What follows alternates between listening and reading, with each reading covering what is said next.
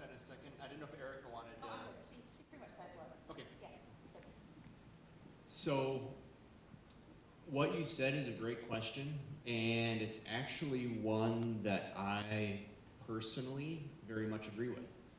That broken offshore breakwaters are a great way to go, and we've seen specifically in a lot of very coastal areas that those can be very effective in dampening waves while ultimately protecting the shoreline and not disconnecting the land from the water.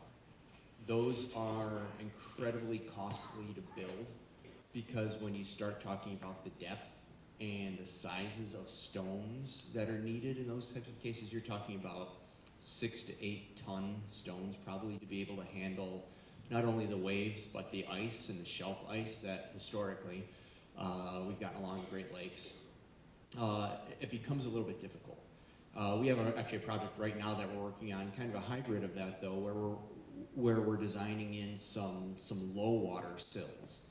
So there's some work being done right now that we're seeing that some people are starting to look at, that you don't have to have a breakwater that's necessarily up above the water line. You could have rock that even if it doesn't go all the way up to the top of the water, as we saw in some of the graphics, it's still going to dampen that wave energy, that transfer of energy as it's coming toward the shoreline.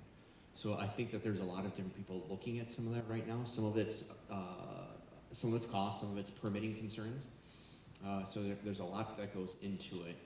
But I think that those types of offshore breakwaters are a great option because they're creating habitat and not disconnecting the land from the water. But there's some challenges that go along with it too.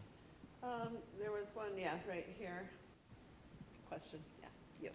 Just to follow up from the first question, I think she also asked, when should we plant? Are we waiting for the water to continue, or should we be planting now? When in the process should we start our projects with the high water expected this year? So the question is really, when should we be planting? Because of the high water, should we be waiting, or should we be planting in the more upland area? And then when the water levels go down, then we can do more of the emergent wetland type planting? Because right now, if we plant in underwater, it'd be a whole different plant community than it will be when the water levels go down. It will change to more of an emergent. Right now we're seeing a lot of the submergent plants starting to take over that space where we used to have the emergents. So Julia, you might have more.